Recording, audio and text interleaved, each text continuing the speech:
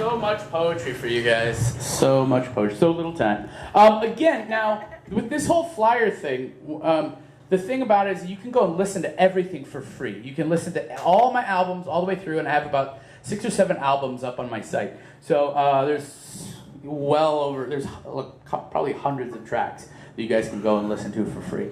So please do, go check it out. You don't have to buy anything, but go check it out if you're like, I like Mike McGee and I want him in my ears. I don't know why you talk like that, but hey, maybe you're in the middle of eating butter. You don't know. I don't know. Who knows?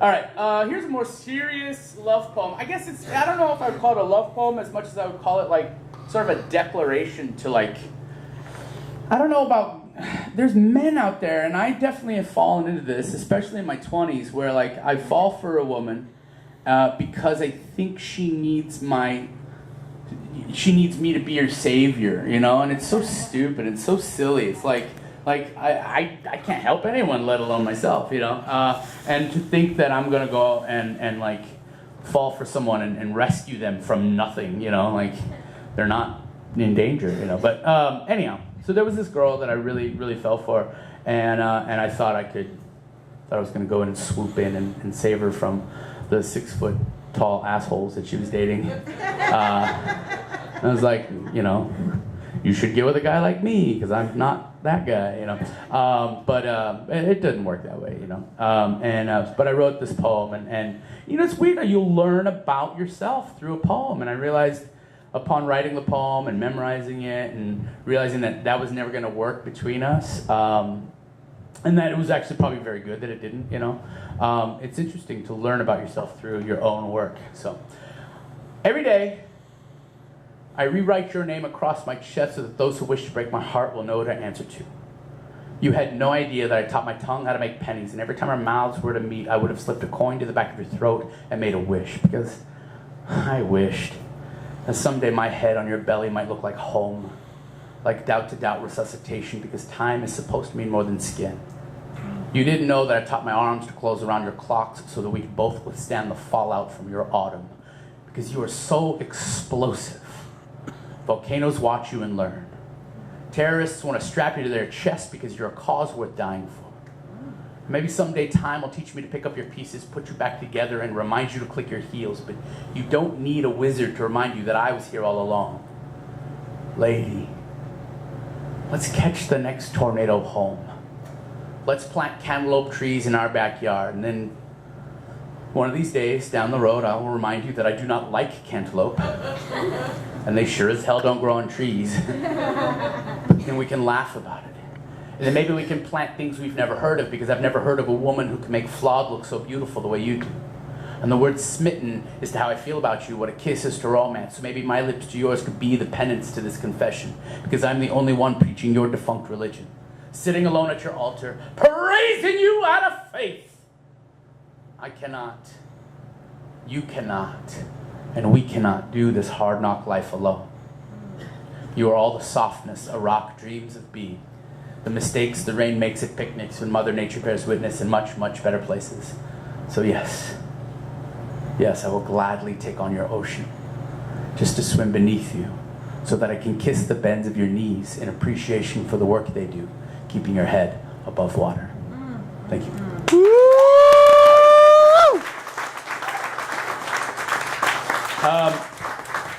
There's a couple of rows of folks back there who are all Bellinghamsters, and I love them very much. And so this is sort of for them in the sense that I wrote it in Bellingham, wrote it about Bellingham, but it's mostly about me being a drunk. No more. I've quit drinking because I'm an alcoholic, and it's whack for me anyway. And I just do much better with coffee and tea as it is. So, but this is called Cassiopeia and Orion Lead Me Home from the Bar. I used to live up a couple blocks just south of Western Washington University, up on the hill. Yeah, and so. I would go and drink at a bar, and then I would walk 1.5 miles up, and it always entailed falling down at least once. Luckily, being a hill and me being round, I didn't roll down it, which I imagine could have been very easy. But There are 2 bars I frequent in Bellingham, Washington, and they share a wall. Makes choosing easy. One's a wine bar with candles on the tables and music playing from an iPad. The other does local beer and grilled cheese. And as long as it's not soul night, they'll let you throw your peanut shells on the floor. I often visit both in one night. It's less the clientele and more that both establishments have beautiful women in charge of all those bottles. Unrequited love for a bartender always leads to drinking alone in front of them. And you still tip if you're a good person because you know they have kids to feed. Liquor has always been a second-place ribbon for me, a parting gift as I walk in the door. I'm generally runner-up to whoever joins me at the bar first. But tonight, I came with 2 friends. They usually hide out in the winter, but they're outside tonight smoking and aren't allowed in most bars anymore. That's what happens when you're hot and near alcohol. They don't as much drink as they consume, they don't as much sit as they shine. As I pay my tab, they hover around the door waiting to take me home. I exit, I stumble, and I spin, catching myself in the gaze of my 2 friends. I look up at them and follow. My eyes drift as I walk. Ahead of me, I have a 1.5-mile hike uphill to my house. Most of the time, I remember my way home sometimes. Tonight's sky is perfect. Someone graffitied lit charcoal across the aftermath of a squid fight. It's the top left corner of a U.S. flag on the highest definition. I'll dream of bartenders and constellations once I land soft horizontal, but this hike has me singing out loud to my iPod. Hey little girl, is your daddy home? Ready to go and leave you all alone? I got a bad desire. But it is and will remain a pipe dream. It's my 2 friends who are on fire, making sure I get home tonight. Cassiopeia and Orion are on alert. Heroes feel a certain dedication to those lives they've saved.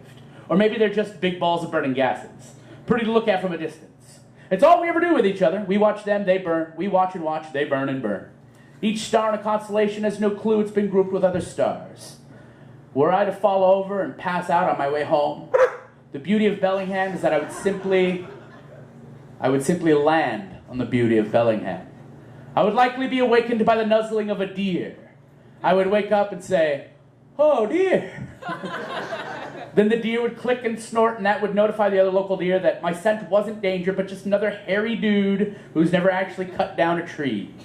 And this deer would look to my friends ahead of us and say, "This one shall pass, but he's not to touch anything along the way." All my deer are British for whatever reason. I would rise and buckle like a newborn fawn and continue on my way home.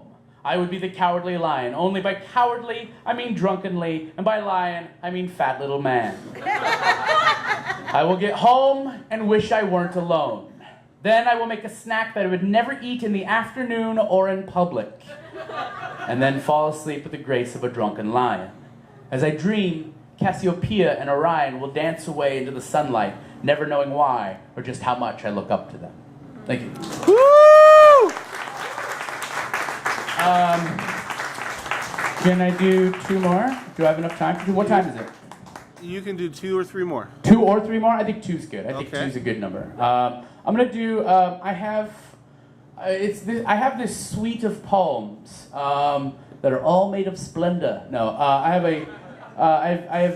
a number of poems. I tend to write about the sky and stars and stuff. So that was one of them, and I'm gonna continue on with that. But this one is dedicated to anyone who's ever worked at night, who's ever had a job at nighttime. I'm sure you know how that is. And this one is called Dirty Dimes. I'm aware of how unnoticeable I am in my new uniform. My appearance must seem so uncaring. Right now, I'm one of 3 people wearing a tie at midnight in San Jose, California. I'm 4 days and 3/8 into my new graveyard shift at Walgreens. Those that use my services at night know that they can only come out once civilization has laid their heads to dream of newer, crisper $50 bills, maybe even hundreds. I really don't care. Retail's a whore that never sleeps, constantly screwing everyone that comes in for one kiss, and I'm her pimp, selling off everything she has and everything she is. Aisle number 3 is full of Easter candy, like a pink and blue bunker of war.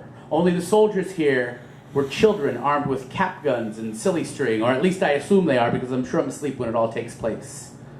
This job is bullshit. Whether I'm flipping burgers or telemarketing some cheap toxic product, it's all the same. This is not what I want to be doing with my life. My new boss watches me intently. She follows behind me, rearranging things that I placed on the shelf incorrectly. I'm 3 years old again and I could get used to this. My boss has been here for 3 years. I've never held a job for that long. I haven't been able to figure out how to devote that much time to someone else's money. I mean, it is my money too. I do make a paycheck every 2 weeks, but I'm just hoping that one of these days one of them will set me free. In order to make sense of it all, in order to get through 10 hours of this life every night, I start counting the customers in tens. So it turns out that one of my paychecks adds up to what I get in that cash register every night. So I count them in tens, and every 10th customer is technically responsible for one of my checks. So it's not an exact science, but it keeps me sane and sweating, and this is when I start to care. Customer number 7 makes his way to my register with nothing in hand but a wad of money that smells like gratuity.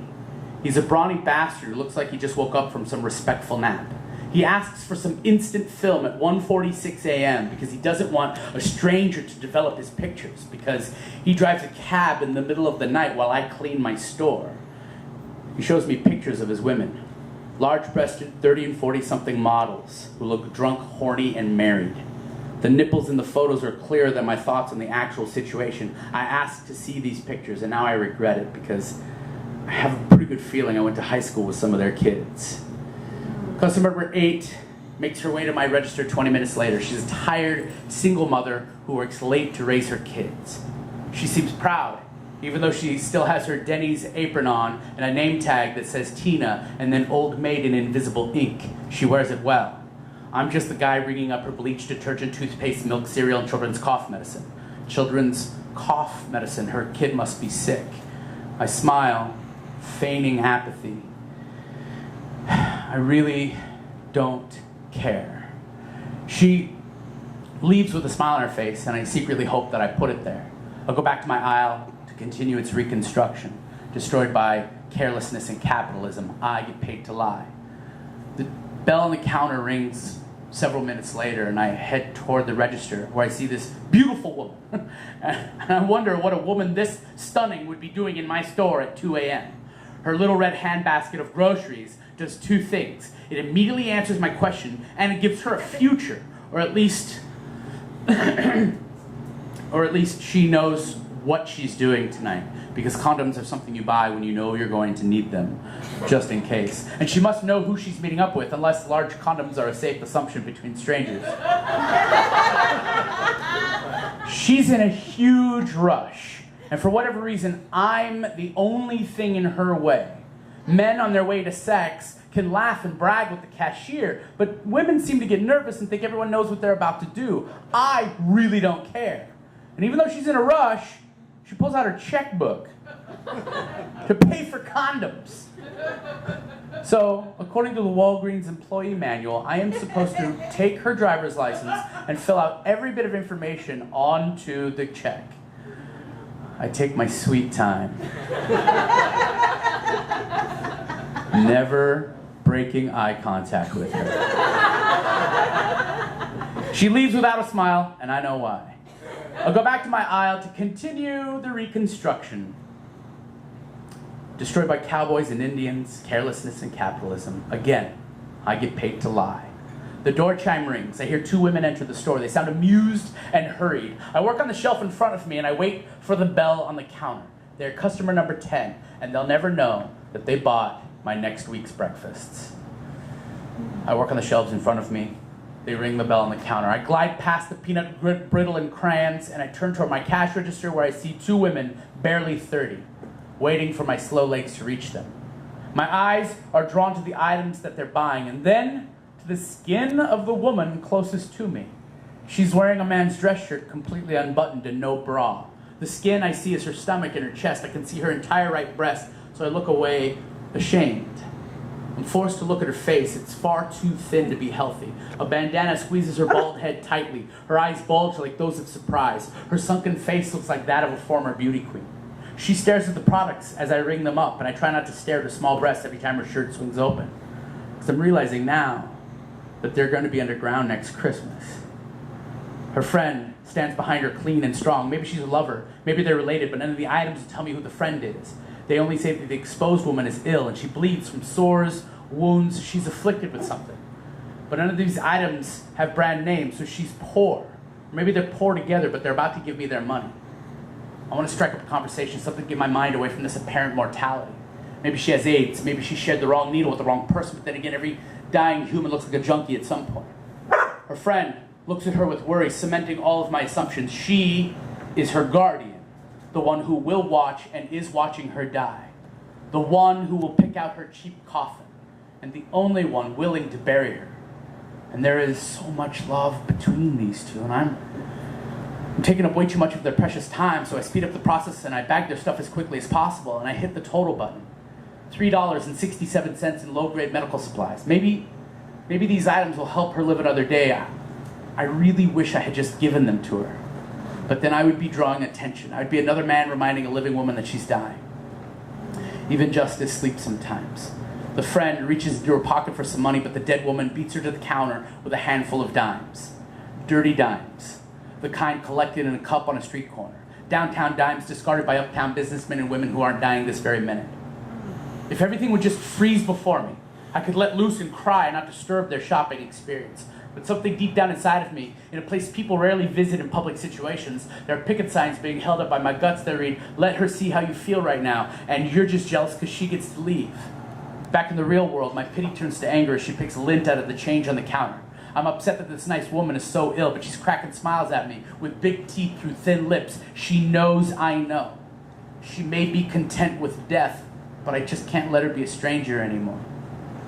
I watch her count the dimes off the counter and into her bony little hand, and I count along with her because I hope she comes up short. I take 36 dimes and try to assume some sort of apathy, but it never works. And these women leave with smiles on their faces that I couldn't have possibly given them. And for the rest of the night, I can't focus on shit. But I make sure that every customer after them gets a dirty dime in their change, and I try not to cry because Walgreens doesn't pay for that sort of thing. It is 3 a.m. and I'm really tired of trying not to care about people who don't know me. Thank you.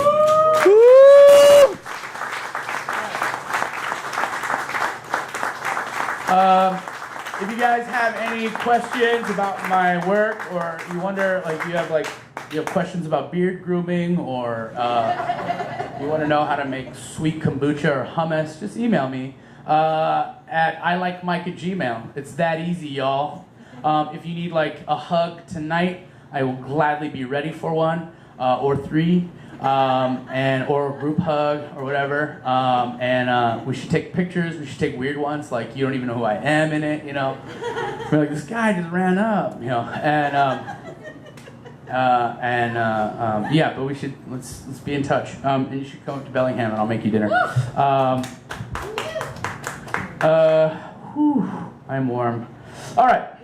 This is my last poem for you guys, and I thank you for having me. Dwayne, you're amazing for keeping this going. Marilyn, you are fantastic.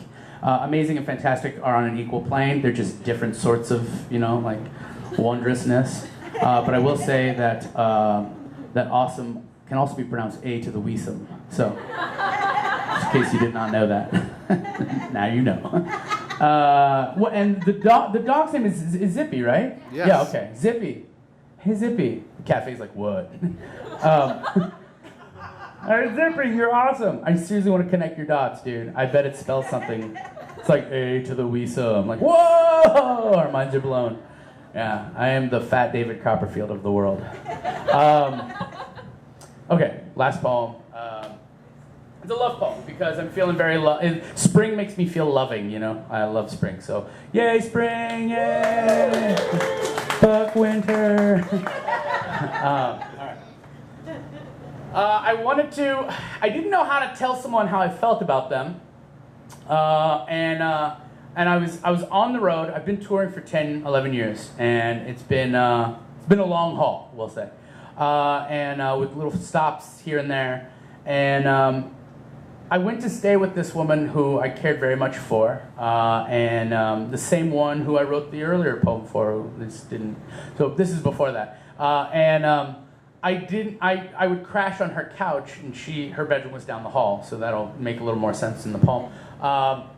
And I really wanted to tell her how I felt. She didn't know yet, and I thought, wow, she's right there, but she feels so distant, or maybe I'm the one who feels distant, and I didn't know how to say anything. So I wrote this. I thought I need advice.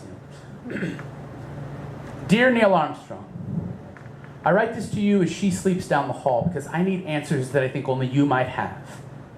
When you were a boy and space was simple science fiction, when flying was merely a daydream between periods of history and physics, when gifts of moon dust to the one you loved could only be wrapped in your imagination, before the world knew your name, but before it was a destination, what was the moon like from your backyard? Your arm, strong, warm, wrapped across your shoulders, both of you gazing up from your back porch summers before your distant journey. But upon landing on the moon, as the earth rose over the sea of tranquility, did you look for her? I mean, what was it like to see our planet and know that everything you could be, all you could ever love and long for, was just floating before you? Did you, by any chance, happen to write her name in the dirt when the cameras weren't looking? Or surround both of your initials with a heart for alien life to study a million years from now? What is it like to love someone so distant? What words did you use to bring the moon back to her? And what did you promise in the moon's ear about the girl back home? Can you teach me how to fall from the sky? I ask you this, not because I doubt your feet. I just want to know what it's like to go somewhere no man had ever been, just to find out she wasn't there. To realize your moonwalk could never compare to the steps that led to her. I now know that the flight home means more. And every July I think of you. I imagine the summer of 1969, how lonely she must have felt while you were gone. You never went back to the moon. And I believe that's because it doesn't take rockets to get you where you belong. I see that in this woman down the hall, and sometimes she seems so much further, but I'm ready for whatever steps I must take to get to her. I've seen so many skies. And the moon always looks the same. So I gotta say, Neil, that rock you landed on ain't got shit on the rock she's landed on. You walked around, took samples, and left, but she's built a fire, cleaned up the place, and I hope she decides to stay. Because on this rock, we can both breathe. Mr. Armstrong, I don't have much. Many times have I been upside downtrodden, but with these empty hands comes a heart that is full more often than the moon. She's becoming my world, pulling me into orbit, and I now know I may never find life outside of hers, so I want to give her everything that I don't have yet. So yes, for her, I would go to the moon and back, but not without her. I mean, why?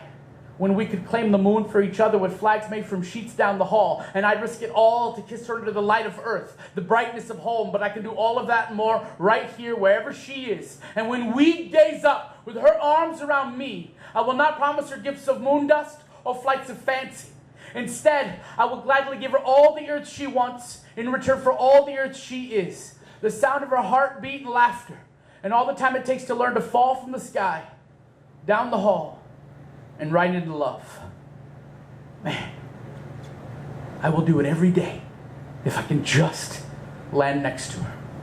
5, 4, 3, 2, one small step for a man, but she's one giant leap for my kind.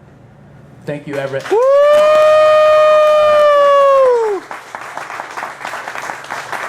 Much love, you guys. Let's hug it out.